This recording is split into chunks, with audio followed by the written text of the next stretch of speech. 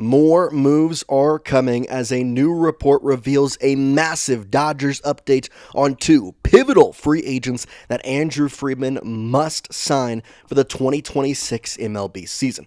Today we talk about these two free agents and why they are so important to the success of the Dodgers in this upcoming year. Welcome to Dodgers Digest, everybody. I'm Jace Andrews. I appreciate you tuning in to today's show, hanging out with us here on the channel. By the way, we hit 10,000 subscribers. I know Dodger Nation had my back, and y'all got it. We're going to keep going, though. So if you are new, if you're looking for daily Dodgers content, go down there, hit that subscribe button, 100% free. And there, like I said, there's going to be a lot of moves happening over the next month or so, and you don't want to miss any of it. I guarantee you won't if you hit that subscribe button. Let's talk about the latest headline as the Dodgers are urged to re-sign two key free agents by an MLB insider. So yesterday, Andrew Freeman, the chief baseball officer of the Los Angeles Dodgers, accepted the option of both Max Muncy for $10 million in 2026 and Alex Vesia for a little over $3 million in 2026. But there are two free agents, or at least two that should be signed back, that did not have that option. And, there's kind of a lot of decisions for Andrew Freeman to make. Aaron Colum of Dodgers SI saying, quote, "With the offseason in full swing, the Dodgers have several members of their 2025 squad heading into free agency," end quote. Two key members, though, are the one we're going to focus on in today's video. Among them are Miguel Rojas and Kiké Hernandez, both of whom played huge roles in the Dodgers' successful push to defend their 2024 World Series title. The LA Times' Dylan Hernandez believes the Dodgers should bring both of them back for the 2026 season. And I agree wholeheartedly for pretty much two reasons.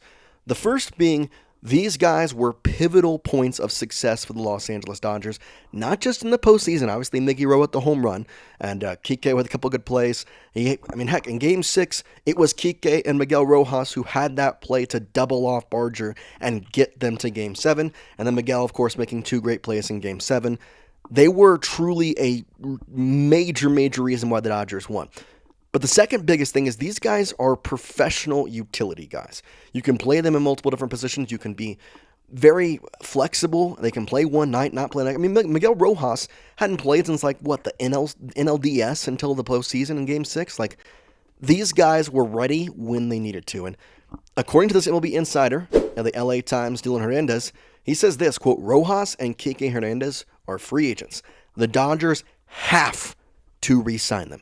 Have to re-sign them," which is a bold statement, but I gotta be honest, I think it's a very agreed upon statement across Dodgers fandom. But let me know your thoughts in the comment section. Do you think these guys are have-tos when it comes to re-signing them?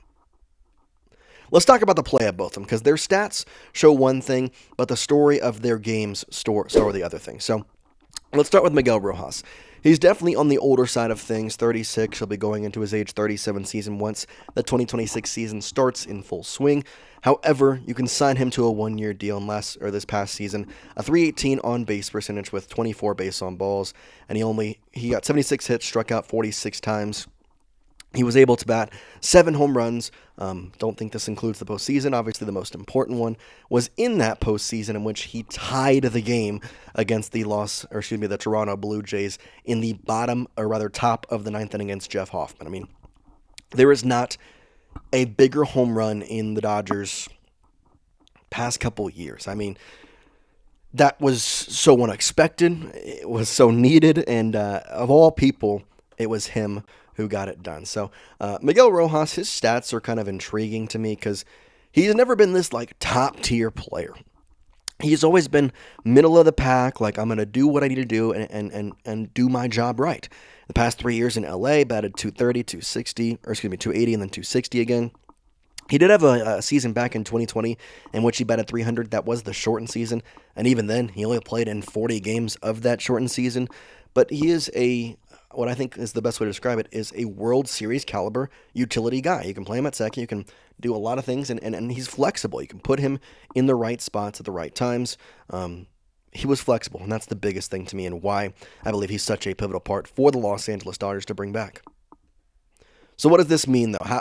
How do they get both these guys back? Well, obviously, they're going to go into free agency, and if you ask me, Kike is definitely going to have more draw, even though his stats may not be as good. He's 34 years old, and he had a 255 on base percentage, which is not good at all. But we know what Kike can do in October. We know the postseason legend of Kiké Hernandez, who not only did it in LA, I mean, he did it in Boston too in his couple years there when he was, away from LA, went to Boston, then came back here. I mean, he was a postseason hero for the Red Sox for a year or two. Like, this guy is somebody who turns it on in October. Now, the decision obviously has to be made on what is the other moves and what moves Andrew Friedman decides to make in the free agency season that is now officially underway. But Kike has been a part of the Dodgers organization from 2015 and now has spent 3 years away in Boston from 2019 to 2021 to 2023, and then has come back to LA. I mean, he's just been such a good piece of this organization. Obviously, again, only in 92 games, but his OPS is at a very good rate. The slugging is at a decent rate. Like, when he came on, I was comfortable with him. I was happy with him. And again, they're going to be cheap pieces. They know the organization. You know what you're going to get out of them. And overall, they're just kind of perfect signings for this Los Angeles Dodgers team. So, obviously, Rojas and Kike, they're not going to be the most important pieces in the upcoming in this free agency. But at the same time, you have to remember the World Series. You talk about this play from Miguel Rojas that, again, saved them the World Series. In Game 7, Miguel Rojas is, I'm not going to say the single reason, but is like 90% of the reason the Dodgers were able to win the World Series. He had the game-tying home run, and he threw out IKF at the plate on a kind of unbalanced throw from second base. And so, obviously, he had some pivotal places. His stats were a little better than Kiké Hernandez. But I'm curious for your perspective. If you could only sign one of these guys back, who do you think is more important to re-sign? Do you think it's Kike? Do you think he's more important to bring back? Or do you think it's Miggy Rowe? I want you to let me know in the comment section who you believe is more important for the Dodgers to sign back.